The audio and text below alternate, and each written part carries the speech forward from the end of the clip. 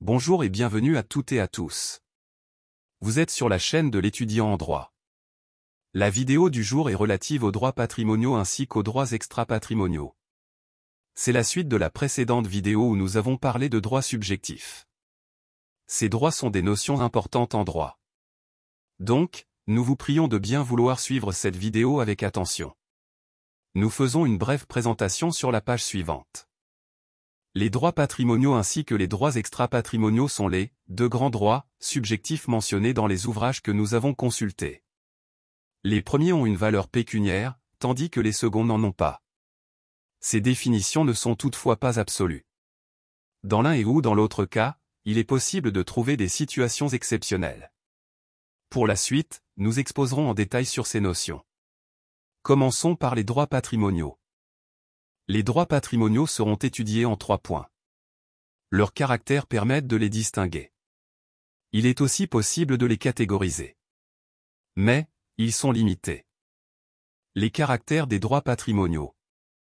Ces droits entrent dans le patrimoine de leur titulaire, ils sont cessibles entre vifs, transmissibles pour cause de mort à un successeur, saisissables par les créanciers et prescriptibles.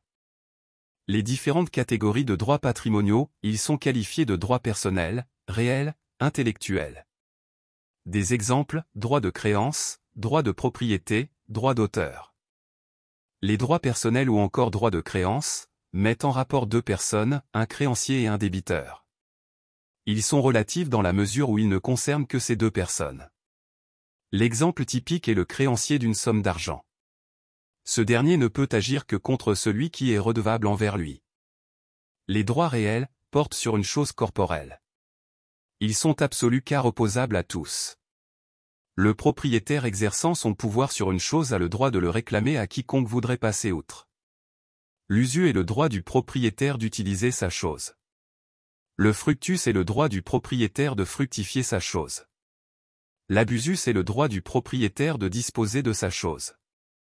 Le droit de propriété s'exercer conformément à la loi, article 544 du Code civil. Les droits intellectuels, portant sur une chose incorporelle permettent de récompenser l'activité intellectuelle de leurs auteurs.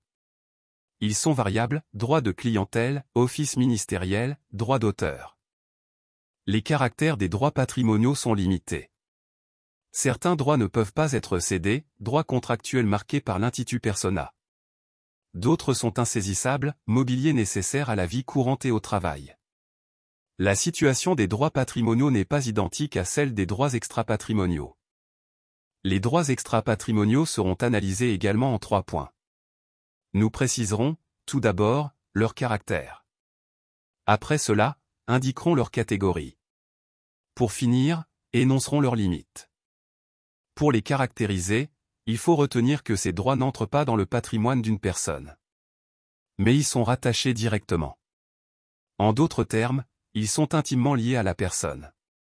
Ils sont incessibles, intransmissibles, insaisissables et imprescriptibles.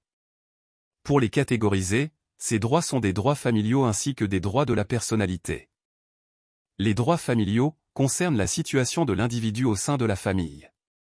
Des exemples: relations entre époux, fidélité, secours, assistance. L'autorité parentale exercée par les parents sur leurs enfants. Droit de visite entre petits-enfants et grands-parents. Les droits de la personnalité sont considérés comme inhérents à la qualité de personne humaine sur les plans physiques et moral. Au plan physique, le corps humain est par exemple inviolable pendant et après la vie. Il est aussi indisponible, hors de tout commerce. Toute convention est nulle. Au plan moral, la personne a droit à l'honneur et la réputation, au respect de la vie privée. Pour cela sont protégés le nom, le domicile, l'image, la présomption d'innocence.